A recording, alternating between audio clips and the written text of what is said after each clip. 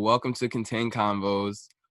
We have a very special guest today. He is a footwear and fashion designer, a Queens native, a personal friend, and just an overall great person. He has his own brand, Alice Gray, Luxury with a Purpose. We have Sneaker Steve in the Yes, building. yes. Steve Patine. Checking in. Yes, What's sir. up? What's up, man? Thank you so much. It's an honor to have you on here. How's everything going with COVID-19? Just the Ooh, current state that the world is in today. How are you feeling? How's the family doing? yeah, I mean, you know what? It's difficult for a lot of reasons. It's like I'm generally a very optimistic, positive person, Right. and I believe that's what allows me to even survive mentally in this world. And what gets me through just having to do whatever you need to do to survive, Right. right? However, with what's happening in the world, first with COVID, very difficult because it hit home. And what I mean by that is that my mother is been in COVID on a ventilator for the last 2.5 months. Wow. Sorry to hear Um, that. yeah. So like, it's real, and I know that so many people hear cases or they see what's on the news. And I watched the interviews that you had with the doctor of Columbia, which was incredible. Amazing. Yeah. And I'll speak to you separately because I would love to learn more. So it's incredible that you're doing that, and really I see what you're doing with the interviews by just kind of like removing the smoke, like what's really going on. And you have the ability, because you have access directly to a lot of incredible people, that they'll talk to you in a friendly manner and they'll give you the real. Right. So that's what you were here to do. We're real, we're from Queens, we're and we're friends. So the real is that I wasn't prepared for what was going to happen with COVID. At the same time, the world wasn't, because they didn't have enough data. Right. So I had to learn, as the doctors were learning, what's happening, what can we do.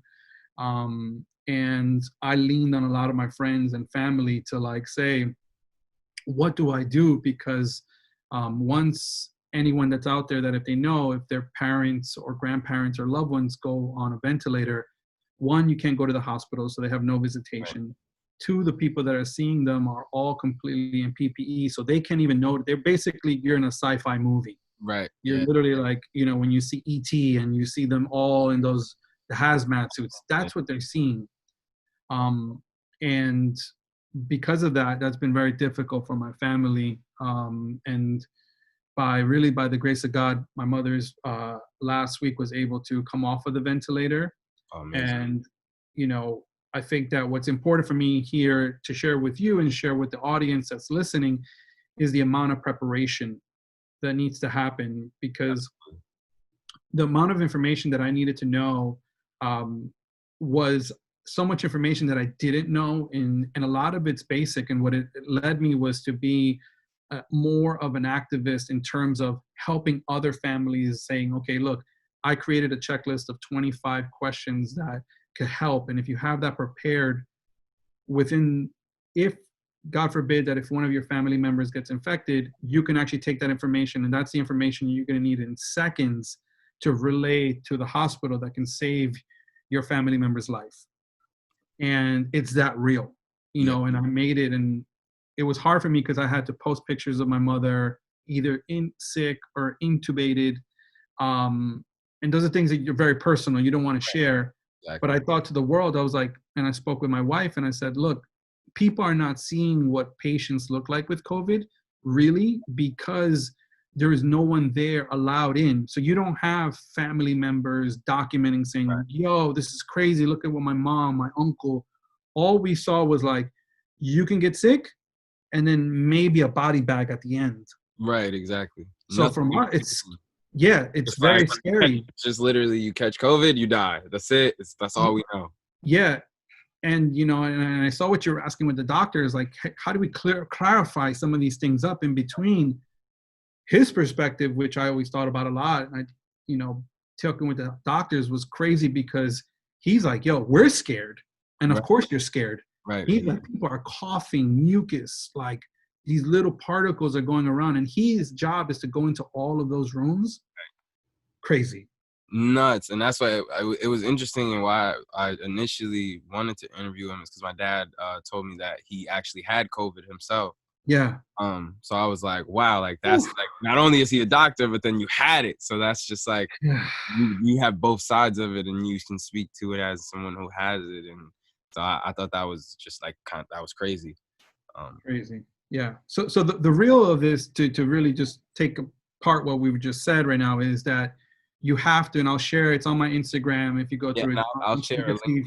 for anyone Yeah. watching. I'll put a link on in the YouTube description and on my website as well, so you guys can. And basically it's 25 questions that are health pertaining, basic questions that can help if in the event that your parents get or loved ones get affected with COVID.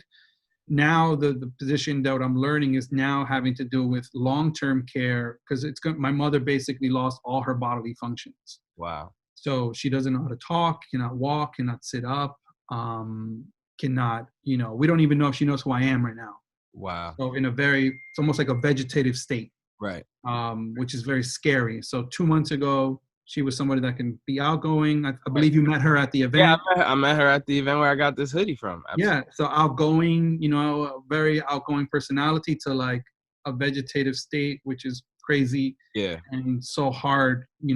I can't even imagine what she's been through in these last 2 to 3 months. And, it's so sad that a human can go from there to there where she's at in 2 months. So I always look at it like I want to share with what's happening. So the amount of information that now transitions into learning about Medicare and Medicaid, thank God she has both of those as a senior citizen, and learning now what to do, what's covered, what does insurance cover.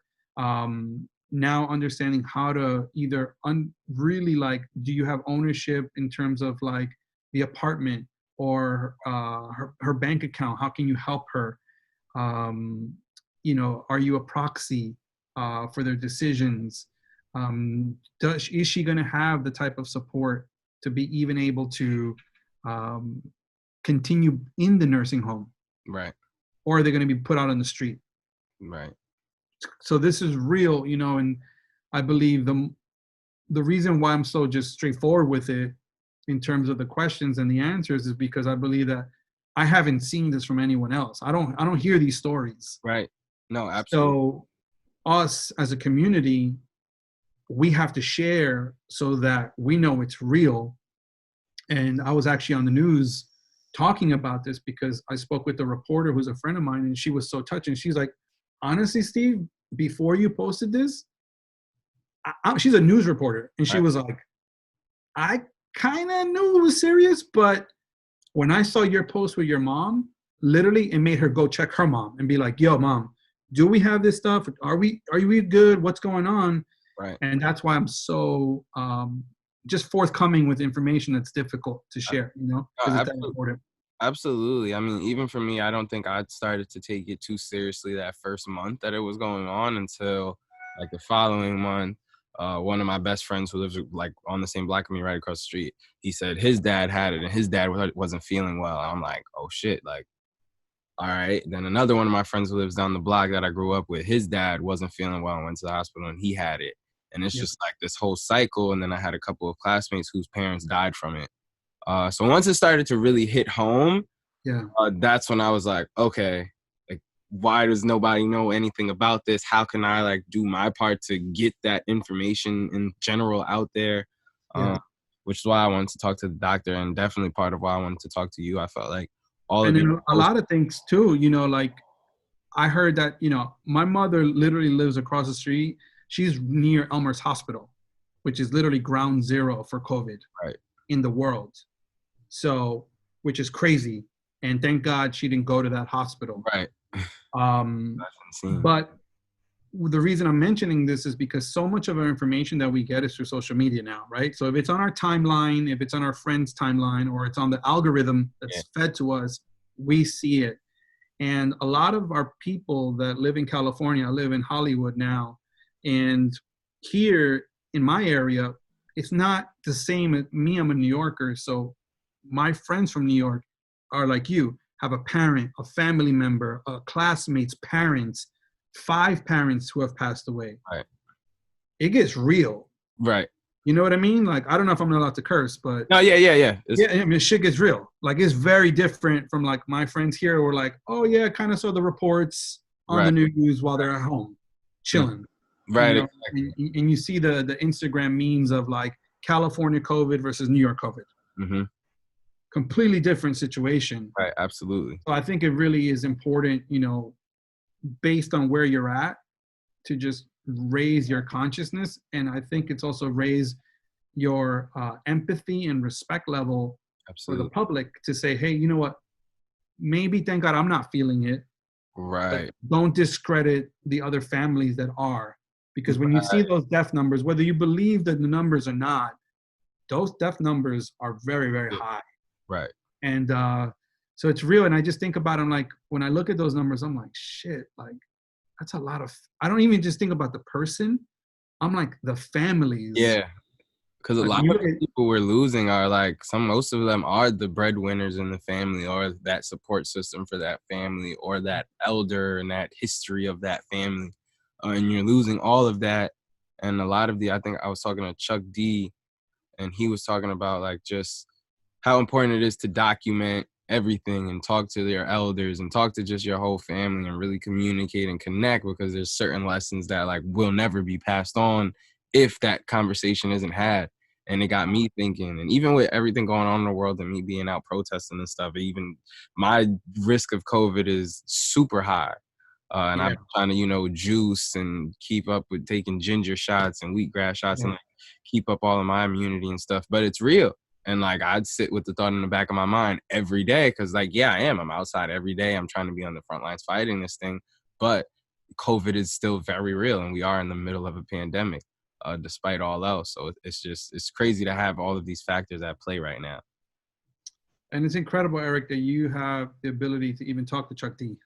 So that is Yes. we were watching Do the Right Thing yesterday, Yeah. um, and I saw like Radio Raheem is playing Public Enemy, Right. throughout the whole movie, Yeah. and you hear it, and you hear the fight, the power, Right. And I remember, of course, growing up, I'm raised in that time frame Right. in New York, and you just see it happening again. Right. You just see it again and again and again, and like it's crazy, to see that.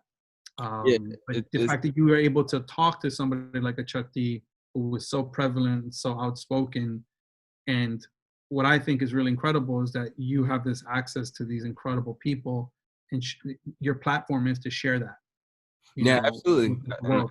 that's really all that I'm trying to do. And it's so ironic that I think I filmed Chuck D's episode 2 days before George Floyd's death, actually, which was so ironic that Ahmaud Arbery had happened, and I remember like the morning of my interview with Chuck D, I was like, am I gonna mention Ahmaud Arbery? Am I gonna mention Ahmaud Arbery? Am I gonna mention Breonna Taylor? Do I want to go there with the conversation? And am I able to pause it for a second? Yeah.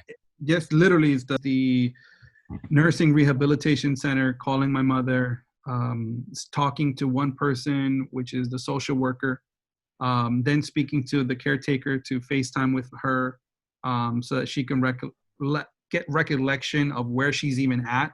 I don't ever know if she knows it's me or not yet.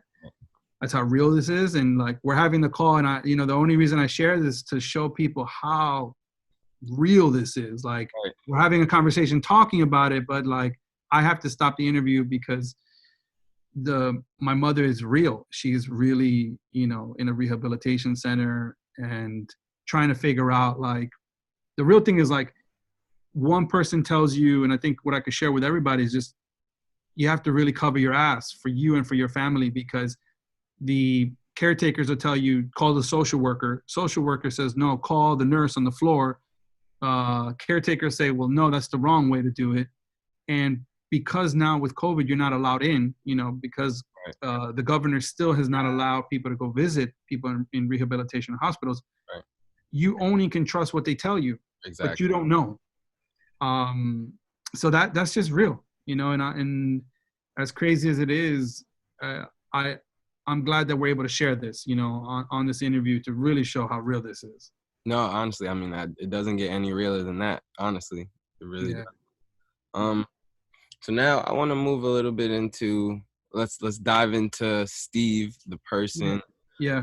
Growing up in Queens, what was your childhood like? How was that being in the era of, the 80s, growing up with hip hop emerging, especially out of Queens, and just like what was that like? I mean, I grew up in the creation of hip hop. Like let Yeah, that just sink in, right, man. Like everything that was happening in hip hop in Queens, in New York City, in the 70s. I was born in the late 70s and grew up in the 80s and saw it all happen, you know, from the cardboard boxes on the street to the graffiti on the train lines to the craziness to the crack epidemic to everything that we went through in New York City through Mayor Koch and like Dinkins and all that crazy shit right, that you see in videos or like documentaries. Like when me and my wife are watching, she's like, fuck, that's what you lived through?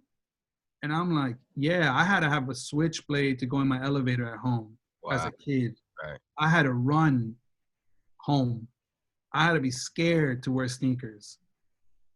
Real shit. You know what I mean? Like, nah, 100, I'm a survivor. absolutely, That's Steve from Queens.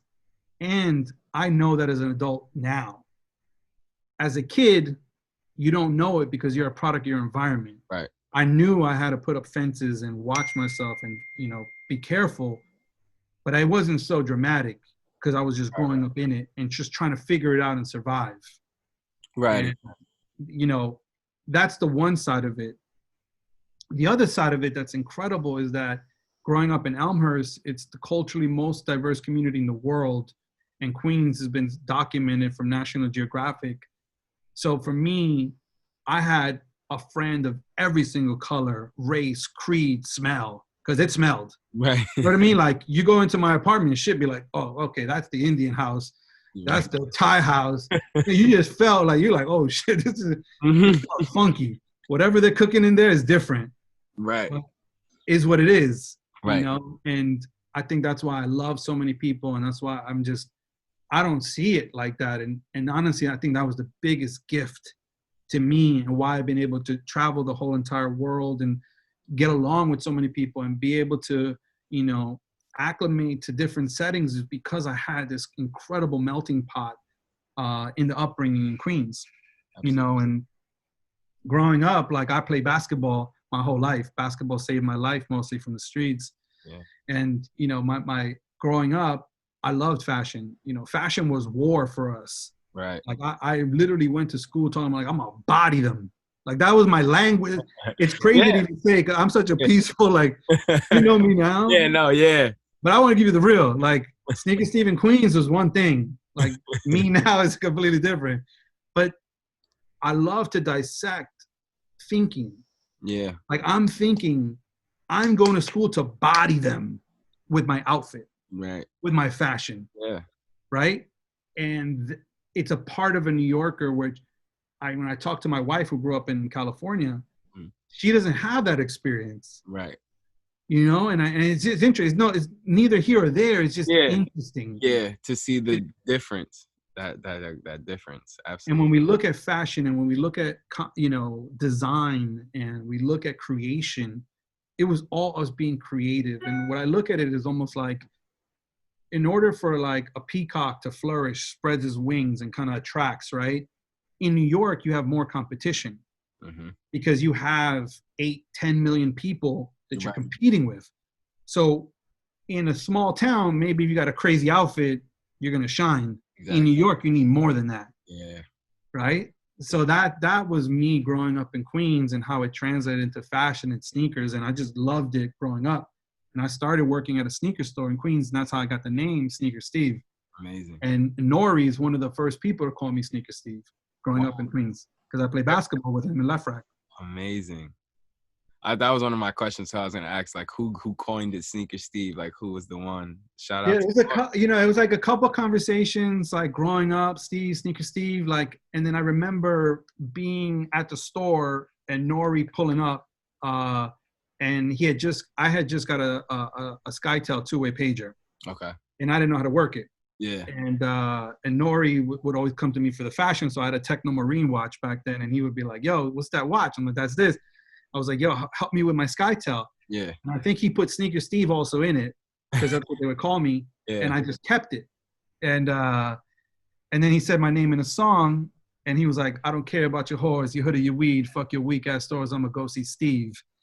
Fire. And once he name dropped me on the album, then I got my local hood celebrity, the Queens, because that was a big deal back Right. then, and it was just fun times, man. We were young, we were kids. That's amazing. So transitioning from like high school and becoming Sneaker Steve, how did you break into or what was your interest or motivation to break into the fashion world besides just loving it? Like, what was that first step you took to actually pursue fashion and design? Well, while I was in high school, I already had my first clothing company called Gauzy. Oh, yeah. So my friends who were a little bit older, I'm gonna give you some really cool stuff, is like they were 19, 20 years old. They were going to art and design high school in New York, where Mobb Deep went to school. A lot of people don't know that, like Prodigy and Havoc, they designed the Hennessy logos. They did all that stuff that they did on the jerseys and the Hennessy and all the Mobb Deep stuff was designed by them. Wow. And there was a clothing line called P&B. I don't know if you know it. No. So P&B was one of the first companies that really made it from, like, let's say, like local kids to something really successful. You had your Fubu's, P&B's, Mark Echoes of the world. And my friends, one of them also went to art and design high school. And they were one of the first companies to go to Japan with their clothing and actually be part of like the Black Expo trade shows and the trade shows with Ralph McDaniels. Like, Yeah. that's going back into there. As a kid, we started to sell graffiti on t-shirts through my partners, and we would sell it to stores. So in high school, I already had a clothing line. I was part of Gauzy that we ran for 13 years. And we always looked at it like, okay, urban is cool, but what about if we went to the athletic market? We were always looking at like, what about if we could be a Champion or a Russell in terms of a clothing company, in terms of a company and an organization versus just being like an urban company. Yeah. So we produced and manufactured goods in Europe while I was in high school, ending high school and going into college already. And so what got me to, like, to your question of like, what got me to aspire to bigger was I was already in it. So while I was in high school, I was a mess. I was crazy. It took me 6 years to graduate high school, because I was that bad. Right. And it gave me the time to mature a little bit. So when I entered college, I then was a little bit smarter than the regular kids starting college. Right. And I had the store and the clothing line while I was already in college and high school. And then having the access and the ability to go into these corporate offices, like yourself, you've had the ability to go into these incredible corporate offices, learn, make contacts, see how they work, just get your mind open to a whole nother set of opportunities. And then but I already had my clothing line, right? So I always looked at it like, okay, if they're doing it this way, I can do it as well. Right. And then when I went into college, I used that as my business plan. And very early on, in my early 20s, I was able to raise my first $1 million deal. Wow. Amazing. Yeah. That's amazing. Yeah. That's incredible. Okay, awesome. So Gauzy, where did that name come from? Like, what was Gauzy comes from the drip of a graffiti. If you look at a marker, the gauze, or like a gauze, it's kind of like the gauzy is the drip of it. Oh, that's dope. That's a dope concept. Okay. I see you guys are on it. Yeah. Okay. And then there was acronyms like greatness, ambitiousness, wellness, speed, intensity, energy, Gauzy. And then from there, which is interesting, is that it's interesting how, and it's important for people watching this, is that every part of your life can affect something. Knowing, and coming from the hood, I know that one decision can either end my life, right, or improve it, right? you would hope. But Right. I definitely knew that one bad decision could be bad. So I always looked at it like any time that I had an opportunity or wherever I went in my life is like, how do I channel it into what I'm doing? And when I was able to go to college, I went to, and this is good for younger people watching this. So it's like me growing up on welfare, Right. cleaning barbershop floors with my mother on the Upper East Side, you know, for I don't even know what she was getting paid, probably nothing. You know what I mean? Like $40 or something crazy. And I would go clean the floors with her on the Upper East Side, which is one of the most richest communities, and I'm there cleaning floors. You know what I mean? Like, and don't let wherever you're at right now change who you are inside. And that's important because I never thought of myself as bad or lesser than, even if I was cleaning floors or being a food, a cashier at a at a supermarket, which I was when I Yeah. was in high school, or working at a sneaker store. I always kept that dream of like, I'm gonna make it, I'm gonna make it, I'm gonna be rich, I'm gonna be successful, I'm gonna be an entrepreneur. Right. Always, no matter what. Even if I'm crazy to think that, but I did. And those were my thoughts. And it's so important for people watching this to like really look at their thoughts. And when I went to the only school that accepted me, I thrived. And I became valedictorian of that college and gave a speech in Madison Square Garden in front of 5,000 people in Incredible. my 20s. You know what I Incredible. mean? So like from growing up on Right. welfare and all this poverty and drugs when I was in high school to like giving a speech in Madison Square Garden in my 20s. Yeah, that's something that reminds me of what D always says, like when he's talking to kids, like your purpose and your destiny. Like you never know what that is. You just got to keep shooting and keep striving, and never let your where you come from or what you one part of your story affect the rest of the book. Don't let one chapter affect the whole rest of the book. Yeah. Something that That's a people. beautiful way to look at it. Yeah, exactly. It's like because it's just so true. I got a lot of gems from D, like watching him the way he just talks to the kids and everything he says to them and talks to them, whether they're in first grade or whether they're in 10th grade. He talks to all of them pretty much the same. It's like, listen, and I get it because if you instill it in them from young, as their minds are developing, they keep that with them. There's a lot of things that uh as a kid that I heard growing up that now watching it or watching, like I just interviewed Jesse Itzler. Yeah. He's 100 Mile Man. He's part owner of the Atlanta Hawks. Wow. And he always has been such a motivation and like an inspiration to me because he doesn't say no to anything. He learned how to, he ran a 100-mile race after like 2 weeks of training. And just because he's seen another person do it that was like I forgot how they were like bodybuilder size. Yeah. Yeah. Well, if that person can do it and they didn't I get to can do it. time, like I can do it. Yeah. And that's how he finished. And Yeah. then did a bike trip from the city all the way to the Hamptons that my dad and D were a part of. So just like always watching and being around people who had this don't quit mentality and like I'm never gonna quit, I'm never gonna get up or give up. That's really how I got to do this and having my own creative agency now and starting that and trying to start. I actually just got the news today that my nonprofit Try Love Foundation was officially formed. We're working on Oh, nice. yeah. Yeah. Yeah, Yeah. so we're working on Love that. 501c3 statuses. I'm doing something similar to like what you're doing. I do want to make clothes, and I have like my Genius hoodies and stuff that I've made, but I like doing it, with a purpose, like how you do with Alice Gray. So Yeah. let's actually jump into that a little bit. Yeah. About Alice Gray and the purpose behind Alice Gray and how the meaning behind the name. Yeah. So the meaning behind the name, it's named after my son, and his name is Grayson Alessandro. So we named the company Alice Gray as kind of a flip on his name. And the whole purpose and the mission of the company is luxury with a purpose.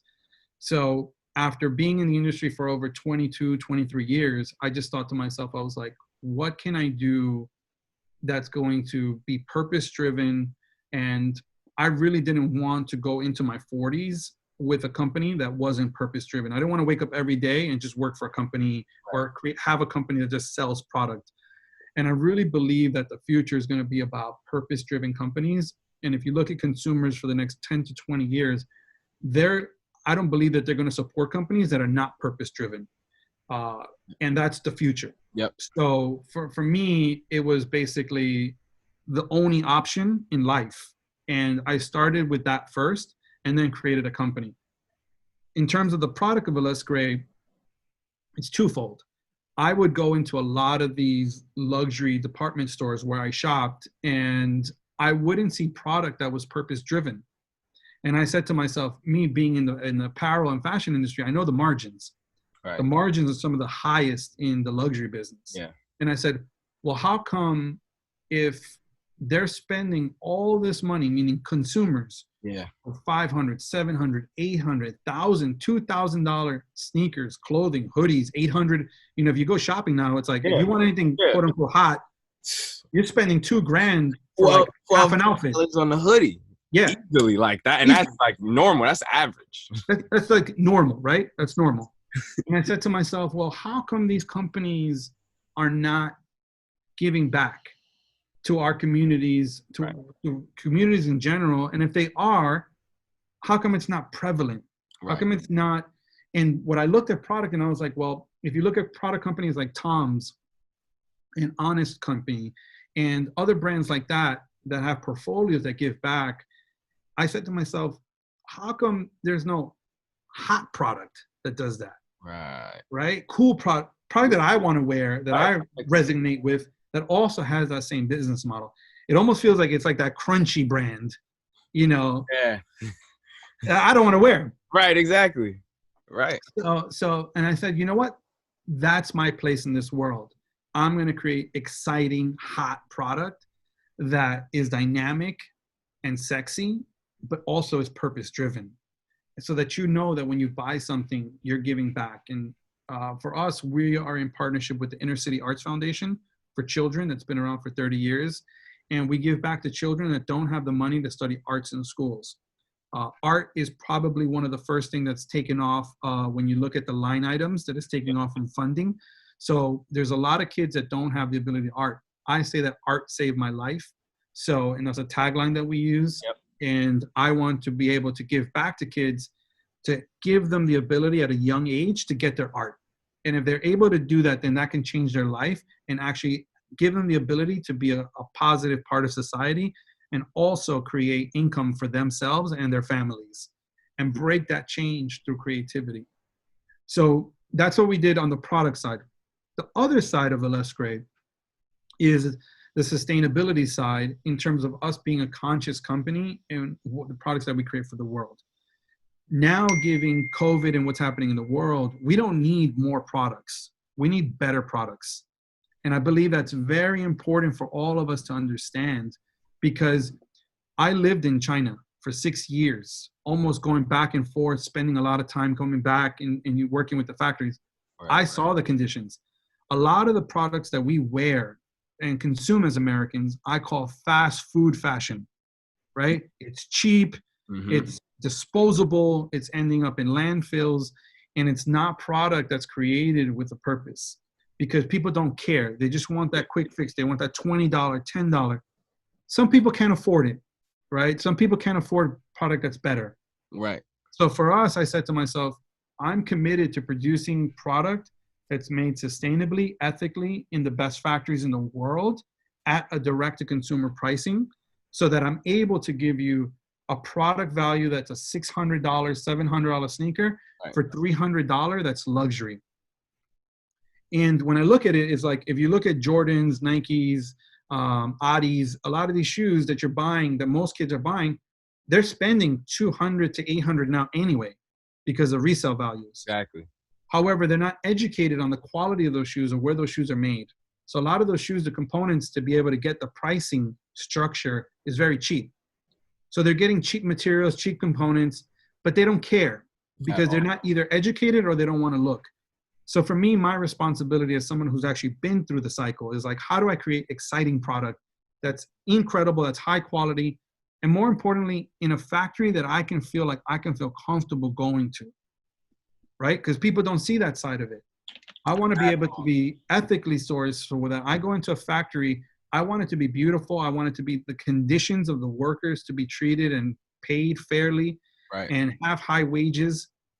That's important for me in my life, versus me. And I think that me screaming this out on a microphone for the last year and a half that we've launched the company Right. has been incredible, because in 1 year we've been able to open up the biggest luxury distribution in the world. Amazing. And how many companies do you know that have done that? Not many. I don't even know if I know any at all besides you. Right. And then how many companies of those are owned by a minority Latino CEO? None. None. So these are the things that fuel me to show our people and show our communities that it is possible. Absolutely. You can create product, and the difference is there's someone that that said something. It's a quote, and it says, "Are you interested or are you committed?" Yes. Because if you're interested, you'll find any other way to get out of it. But if you're committed, you will actually do it, because you're committed to creating that. In the example of Ales Gray, I was committed. I resigned as a president of a former company while my wife was pregnant with Grayson. Wow. And I left with zero money to say, I'm going to create this company and I don't care. And to fucking jump off that cliff without any safety harness is the commitment. Luckily, I had my wife to say, you're going to fly. You know what I mean? Absolutely. And that is the difference. That's how this was created. And I share that so that people could use this as a positive example to say, look, if you're committed and you feel that the world needs something, then create it and do it. Might not be easy. It wasn't easy for me. Will not be easy. However, I was able to do it. And the company, the products, you're wearing one of the products. I mean, you look at it, it's like a company, we're a year and a half old. That's already from last year. In our first year, we've already had 3 collaborations and working with Puma. Like, you know what I mean? So it's like, these are things that don't happen regularly. And I believe it's the story and the purpose of Ales Gray that it's allowed us to get to where we're at in terms of product.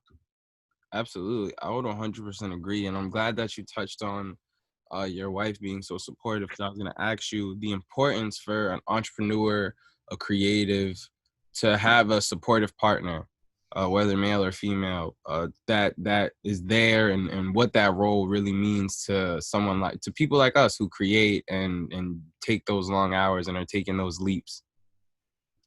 Honestly, it's everything. Because your partner, you dream that you marry your best friend, right? Or Right. whoever your partner is. And Right. luckily I was able to find that. And without it, I don't know. Honestly, she might be like, stay in the other company. We were secure. We're gonna have a baby. You don't know. Right. And even like when you own your own company, there's so many difficulties. There's so much pressure. It's so hard to own your own company. And when you're making that change or shift, that you're saying, hey, look, like you talked about, you wanted to be creative, and there's a happiness in that, because that is what allows me to be happy. She was more concerned with me being happy as a human, as a person, and we'll figure it out. Right. And that was, I think, the most important thing, that my happiness and my health was more important, and my mental health, because I could be happy because I'm getting a big check or a check, and not that my check was big, because I own my own company. So it's more about reinvesting the money. Right. Just putting the money constantly back into it. Yeah, for so long. But the thinking was that I needed to be happy and mentally happy. Right. And then in my first year of Ales Gray, when I was also consulting with other companies and I was making a lot of money, more money than I've ever made, when I said, should I focus on Ales Gray 100% or should I just keep getting the check? She said, no, this is your shot. You have your shot right now. Ales Gray needs everything. Right. And we went from balling out to like now going right back in, where it's more of an investment and a growth, and the things that are happening in our life, I believe couldn't happen if I didn't. You know what I mean? Absolutely. Because it's those split seconds, the decision, my mental clarity and focus on the brand is what allowed me to create something so incredible so fast. Like we just collaborated with the biggest artist in the world, which is Bad Bunny. Yeah, I seen that. Very dope, by the way. That was a very dope collab. And dream come true. And they came to us. Amazing. That is beautiful. And it's just an incredible, these kind of wins are what's needed sometimes as an entrepreneur to keep you going, because it's hard. You have these ideas and you're like, oh my God, am I doing this right? Is this going good? And thank God we had that win. And it was during the COVID epidemic. Right. And it was the biggest collaboration that we've done under the whole parent group. It Right. was that big. Wow. And it just shows you the power of, like, when you have incredible product with an incredible story and a vehicle to push, that's what gets you to do something good. And then to take a percentage of those proceeds and then give it back to good is incredible, right? So then the way I look at it is like, I have access to some of the biggest stars and people in the world. When I wake up in the morning, I have to decide, what do I want to do? As I think, there's a lot of shit that's happening in the world. There's COVID, there's everything that's happening with injustice and police brutality and systemic racism. How do I take these things that are happening in the world? There's education, there's lack of funding for schools, there's kids that don't have money to study in schools. Right. How do I take my company and use my company as a vehicle for change, to create luxury products so that the customers get this incredible product, and then we take proceeds, whether it be a percentage or 100% of the profits, to help crisis in the world? And that shit makes me happy. Yes, sir. Like, that excites me. I'm like, holy fuck yeah. Like, Yeah, we exactly. can solve this. We can bring this. And then other companies want to get involved. And I'm seeing that. I'm seeing people that never talked about charity and giving are not doing it and not changing their companies because of me as a microphone to the world. Absolutely. And that's incredible. Yeah, that's my next thing. The importance of giving back. I feel like just on as a brand, but as well just as a person individually. Like, why is that so important, and why is that so necessary for us all to be giving back? Well, because I believe that art saved my life, right? I could have been very much so another bad statistic, Right. right? I literally was in situations in my life that I was in very bad situations. And I'm a survivor. So I feel it's my obligation and my duty to give back and pay forward. And this is also important because my company is also not a big company yet. We're just a year and a half since we launched. Most people say, well, Steve, you should be rich first so you can give back. And I say, no, you don't need to. Right. You don't. You don't, because I can give back, work with huge artists that have the following that can help me create more volume and more sales to then give back. If it's intrinsically a part of your business model, then you can give back and figure out ways to give back with money or your time. So like with Inner City Arts, we do externships where Inner City Arts pays the students to do the internship with our company. How incredible is that? It's called an externship. Yeah, that's amazing. That we're doing for this whole summer. Wow. So it's the thinking is our power. Our experience is our power. Right. Taking that, channeling it to how we want to create the world that we want to live in and be the change. That's our power.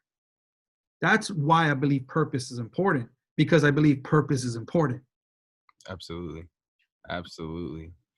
I agree. I 100% agree. I actually was talking to Xavier. I don't know if you remember. We met him at the At that Adidas event downtown. Yeah. He's cool. Yeah, and he was just talking to me about like stuff he has going on, and he was mentioning like one of the ways he's been during this time, like how he's been, getting people to give back is he resell sneakers, and he gets Supreme stuff. Sometimes he keeps it, sometimes he sells it, whatever. But he's been versus selling a Supreme tee that a box logo that would go for like $600. He'll tell the person, all right, I'll sell it to you for $300, but donate at least $200 that you're gonna save to a charity of your choice, but send me a screenshot of it. Got it. Did it. That's amazing. Yeah, and I was like, yo, that's on just at a resale level and on that level and within that community. But I'm like, bro, that's very dope. and you're giving them the choice. And he was like, nah, bro, it's like you give them the choice to pick their own charity, let them do the research, so then they're educating themselves. Yeah. When they finally press, donate or whatever, they get that feeling and understand what it feels like to donate and give back, and that feeling it evokes. He said, and it's like they were going to spend the money anyway, so spend it and give it to somebody else. I don't need the whole 600. I would donate it, but me donating it, I'm gonna. Doesn't do nothing. Yeah, It doesn't educate them. yeah, he was like, bro, he said it's all about educating them and paying and making them learn what it is to pay it forward. So I thought that was like crazy. And it's like, yeah, we can all help on so many levels. At every level we can be helping, we can be donating. It really doesn't take anything too much, whether it's $30 or $20 or $100 or $1,000. That anything small adds up to something big, no matter what. 100%.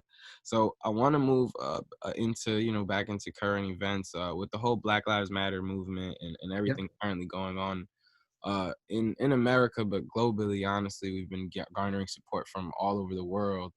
What have you been seeing, and what are your thoughts and take on what's been happening? I mean, it's so heavy. Honestly, bro, like I've cried more than like Yeah, my wife said it last night. She's like, Steve, I've never seen you cry like this. yeah, Like that's how hard this shit hits me, man. I'm like, fuck. And I've been taking this time to really educate myself even more, and me growing up in the hood, I know because I've seen it and I've been a part of it, right, right? right, I've been scared of cops my whole life. right, I still look like this right, in West Hollywood driving a Porsche. And I still think, fuck, when I put on these shades and I got on a flannel, you might not know right, if I'm safe, right, right, right? This is me driving. right. And So that's what they see. that's what they see, right? So, and I still don't know. I still don't know. It's hard, man. It's just hard. Yeah, 100%, man. It's as I've been especially protesting and just meeting people, which is like it's a blessing and a curse. It's a blessing that we are all able to come together like this and be unified. Is just a curse that we've been living through this for so long.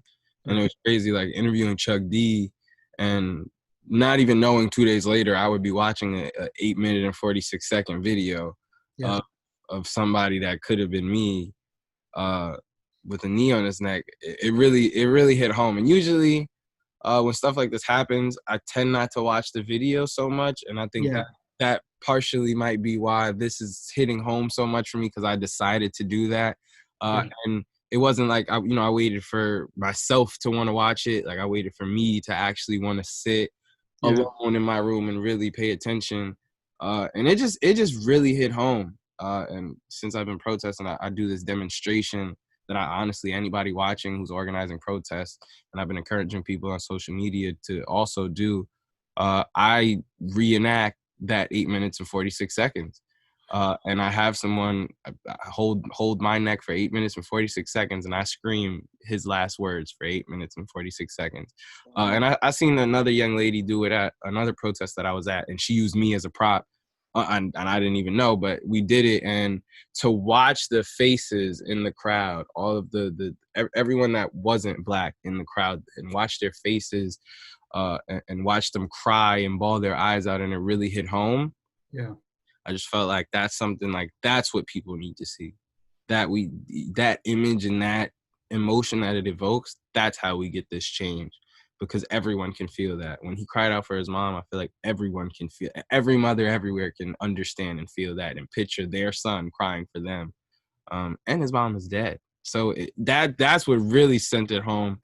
And I was telling people at my march on Sunday, I was like, I don't know if any of you are like familiar with death, but he cried out for someone that was dead as he was dying. Like, do you even realize how sick that is? Like, do you realize how, like, so it's been really heavy. I've been super overwhelmed, but I've just been pushing forward and really like trying to stay strong and really keep pushing, because I feel like for my community especially, so you got, everybody has to be a leader in this moment, even the people who aren't leaders. I don't even run around and sit and proclaim myself as a leader, but you have to, it comes a time when everybody has to step up and really do their part. So I'm happy that I'm able to do my part. And I hope to really continue to encourage anyone watching this to do their part and get active in any way. It's not just about going outside. It's not just about donating. It's not about just signing petitions. It's really about an accountability as a whole amongst like all of us as people and as humans, like just holding us all accountable to treat everyone how we want to be treated. I was talking to another kid who's younger than me, and I was like, you know, it's so nuts to see that basic things that like our parents teach us growing up, treat people how you want to be treated. If you have nothing nice to say, don't say it. Like these like two main things that we're struggling so hard with today. And it's just two main things that you're just it's instilled in you as a kid, but as a humankind, like somehow we failed that lesson. And we're still, yeah. I mean, one is just, man, bless you for all the work. I've seen it. I see all the work you're doing, and like it's incredible. And I think for me personally and for my family, we're really just educating ourselves even more. Right. You know, watching documentaries, watching every day, we're watching different documentaries that can really help us learn and really understand the history of the Black experience in the world. Right. And then in America. Right. And understanding like 150, 200, 400 years of this treatment, you know? Right. And understanding that we don't understand because we don't feel it, you know, the same way that our friends who are Black do. And I think that's the first thing is like, you have to be real with yourself that you don't understand. Right. Right. First, out of just complete respect. Right. Right. Then it's saying, okay, well, what can I do?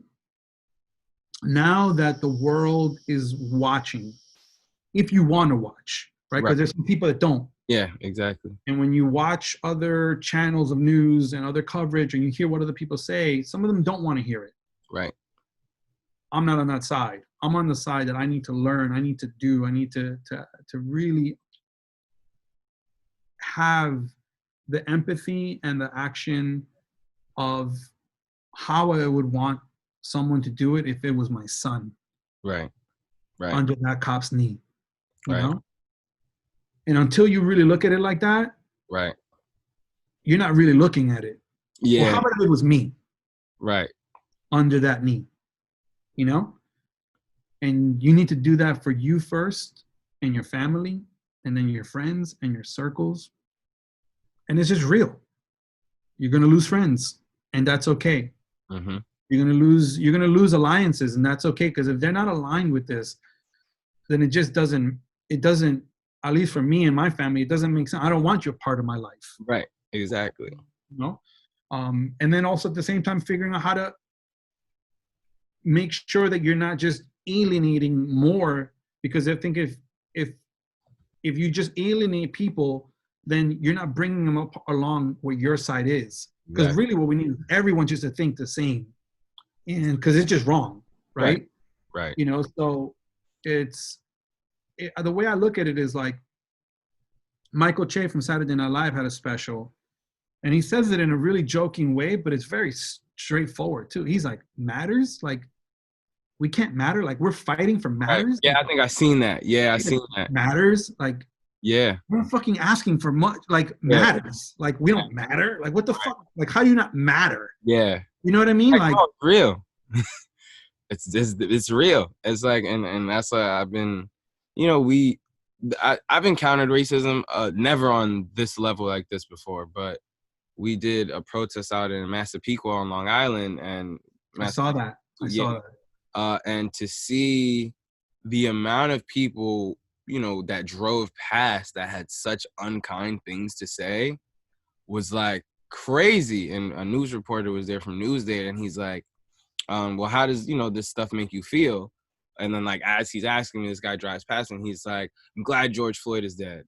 And he's like, what do you think about that? And I was like, well, that says more about him than me. Uh, I'm here fighting for change, and he's sitting here telling me that he's glad George Floyd is dead. It shows you already that this is a sickness. This is an illness. Yeah, yeah, This is as much as uh, a lot of people don't want to hear both sides, like you said. They don't want to hear the side of that racist person who has these thoughts and these whatever. But the real truth is, as much as minorities have been oppressed and black people have been oppressed, white people are oppressed as well, or racist people are oppressed as well, because they've been instilled this way of thinking and yeah, thought as a people that has brought their level of respect for another race down, and that's a form of oppression as well too. um so I think it's really, I think now is the perfect time to have the dialogue and really like have all of those uncomfortable conversations and really like drive this point home to people and start to open up eyes and wake people up. At my march on Saturday, this older white woman came and she said, I was nervous to come here today. She said, she was from Franklin Square. I live in Elmont. So right there, but a bit of a couple miles distance. And she's like, I was just thinking like, no, I should just stay, in my area. I'll come out, walk like a couple blocks with them, and then I'll just go back in the house. That'll be safe. I yeah, say I supported, but I stayed safe. yeah, I want to go to Elmont. What if it's not safe there? Something might happen. It's getting late. Uh, these whole things. And she's like, just like in that thought, she said, I had to stop myself because that's what racism is. She said, it's that voice inside of you that has been instilled in you for forever that you never paid attention to, but you should be paying attention to now. She mm, said, and it's about being honest. And she said this in front of all of us, like maybe like 100 of us, but she was honest. And she said, I wanted to wow, admit this openly so that wow, I can say it out loud and start the change. wow, Um, and I commended her for that, because that's as real and as honest as it really gets. Uh, yeah, Honesty and transparency like that is how we get past this. Truthfully, I think everyone has to be honest. It's okay that not really okay, but it's okay that you may have been racist or are racist, but yeah, it's more what makes it okay is that you're able to admit it and that you want to change, yeah, that you want to figure out how to educate yourself to do better. So I commend all of the allies, and then I appreciate everyone who's using their platform and using their voice in a positive way to just shed light and educate, because education is what's going to get us out here. Knowledge is power, and we got to all wisen up a little bit. yeah. I mean, it's incredible to see the youth. You're a part of that youth. Yeah. To see how many people are protesting peacefully Hmm. and non. It's very impactful, and I think that with social media now, um, I've seen small amounts of change and laws being passed. Right. Right. And I believe that it's because the resilience of the youth and all of the voices that are speaking out. And it's nowhere near, you know, what's needed, Right. Right. right? And what I'm seeing, at least for me and my family, is like, which I'm reading on social media, and I think is important, is that one is I'm arming myself with as much education as possible, so I really understand what's happening, you Right. know, and not only from like a white perspective, what I'm taught in schools and the Right. books. It's like, let me really hear the stories, Right. Exactly. right? So that's what we're doing. And secondly, is also we are not letting down. So in our generation, crisis or news or urgency happens in like blips, right? We have some of us short attention spans, and we're like, oh, that was an issue, and then we're done into our real life, Right. right? And then we're posting lattes. Yeah. Right back again. Yeah. This is not the case, and I at least from my close circle, I don't feel that. Yeah. Like, I feel stupid posting a latte, which I don't, Yeah. Yeah. and because it's so real. And what I'm doing is not letting up. So I'm continuously telling this story, and I see my friends posting like, and they're literally straight up. They're like, you're gonna start to see your white and non-black friends start to post regular stuff Right.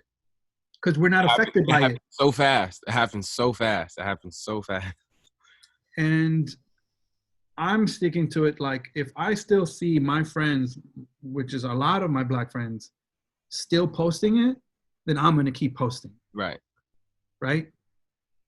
Because I don't know, and I have to give my commitment to them to say if it's that important because it's happening to them in a way that I can't understand Right. because I don't know, I have to support them. Right. And that's I think is important for people now as we go on to 20 something days Right. after this, and we're starting to see even more. And what I'm hearing is don't let up. Don't let it's not a conversation that's going to fizzle, Right. because now it has to change, Right. and it's really up to us. And I look at it as like it's not only Black voices, it's all voices have to say this and Right. have to support, and that's our duty, you know.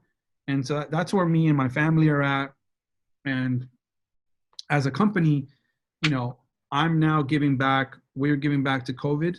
So Right. we've been able to give to nursing homes. You know, it's disproportionately killing and hitting minority homes, Right. you know, Black and Latinos.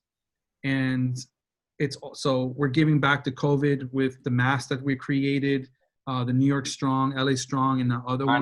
Mine is coming Monday. Yeah, I got yeah, yeah. mine. Thank you so much for that. We're also giving, you know, to, as you can see, the Black Heart that Yes. I'm wearing, and we're giving 100% of proceeds. We made a commitment as our company that and we're launching this very soon. Any of the proceeds and the sales that come in from that, 100% will be given to them. And I think it's important to note that typically we don't give 100% Right. when it's going to like inner city arts or kids. We give a percentage of sales because that's all we can. Right. Right. With this movement, what's happening, we knew that it was more important. We had to give 100% Yeah. because they need to support. We have to support. So in a different way. Right. And we're going to continuously do this till I'm the CEO of this company. We're just going to keep giving. And you know, that's my commitment to product and what I can do. Art is my weapon and my tool Right. and my Right. voice, and I'm going to use my tools to communicate and continuously spread this message. So, you know, it's a real time, man. I just commend you so much, bro, for like your strength and your courage. I can't even imagine what you're going through, and then also like being front lines there as well, you know, and like it's really really incredible. Yeah, it's nuts. It's like it's crazy like to have been in like high school 6 or 7 years ago, and you're reading about you just finished learning about like US history and civil rights issues and all of this, and you think it's like so far away. And it happened so long ago because you see the black and white pictures in the textbook, and then it's right at your front door the next day. It's crazy to see, and it puts time. Time is a crazy construct. It really puts time into perspective for a lot of people, and it's definitely put it in perspective for me. A lot of things that I was thinking were so long ago uh, are only 35 and 40 years old, or 50 years old, as old as my parents. Like, Yeah. and so yeah, I mean that's what's been motivating me, and I'm definitely gonna keep fighting. And I want to thank you for being an ally and educating yourself and educating everyone else, and being that inspiration for other people. Because one thing that I hadn't realized was how much you inspire people without even knowing. Like, Yeah. and so I already know you posting and you being aware is making people who follow you and are into Alice Gray and are consumers of your brand, it's making them want to go educate themselves as well. So I want to thank you as well for all that you're doing as well. Oh, thank you. It's my responsibility as a human, you know, as part of the human race. It's my responsibility. I have to. And you know, I watched another documentary. It's like The Hate You Give. Yeah, it's amazing. um, That is I think amazing. for people that are watching too, on Amazon, and a lot of like the movies like Selma, The Hate You Give, Tipping Point, a lot of these movies are free right now. Right. So I Hmm. don't know if it's them, meaning like Amazon is paying Right. for people where they don't have to rent movies that talk about Black history. The one that with Michael B. Jordan and Jamie Foxx about the cases on death row, which I believe is called Just Mercy. Yeah. It was mind blowing. So for everyone out there, I think it's important that whether black, and I think more importantly non-black, is to educate yourself. And these movies are for free. They're out there. Literally, companies are paying for us to watch them. And I think it's our responsibility to watch them, to educate ourselves, to really understand a little bit more, you Right. know? And interesting enough, in The Hate You Give, in the movie, the girl character in it is basically in a car with a guy, friend of ours. I don't know if you saw the movie, but Yeah, yeah, I've seen it. It's actually one of my favorites that's come out in a long time. It's actually one of my favorites. And then what we're talking about is that, like, it literally just happened again. So the Right. movie was created, and then it just happened again.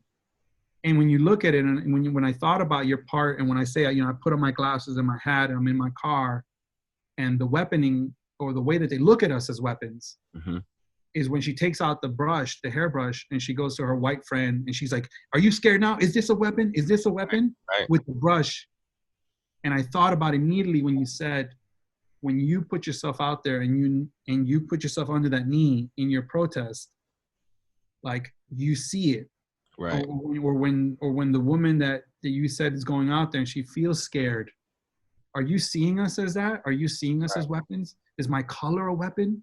Right. Right. Exactly. And these are the things that I think the only thing you really have power of is yourself first. Right. And your family and your local. And I think that's what it's about, is really just making sure that you're looking at that and really thinking to yourself, like, what can I do as a person, as a human, to be that change that's so desperately needed? Like, it's not even like, I don't even think it's like a question anymore. It's mandated. You have to listen and learn. It's not a choice anymore. Right. Exactly. 100%. I Yeah. want to thank you, Steve, so much for the conversation. I Thank got one last thing that I asked all of you guys. Okay. It became like my closeout question, because Okay. I asked like the 5 hip hop artists I did first, like their Yeah, top yeah. 5 at the end. And just, it's an honor, bro. Like, the list of people are legends. No, Legends. And it's an I'm just honor to interview honored you. to You're, be there. and you're a legend in your own right as well. Thank you. Definitely a fashion legend and a streetwear legend. You'll Thank be you. in history books in the next couple of years. They're gonna be talking about you at Parsons 100%. I have no doubt about it. Amazing. So back to hip hop. Who's your top 5 favorite artists? Hip hop artists. I mean, it's gonna be Nas, Jay, Nori. I just got to throw in there for strength. That's fam. I would say between Nas, Jay, Nori. Growing up, I really loved, let's say that, let's call that's my upbringing. Let's just leave it there. And now I really love where, like, J Balvin and Bad Bunny have been doing, Yeah. For the world. Yes. And I think that's really incredible. That's kind of like now, like, bringing my whole experience, together, my favorite artist. Amazing. Thank you so much again, Steve. I greatly appreciate you, man. Yeah, man. It's an honor. Absolutely, man. Thank you so much.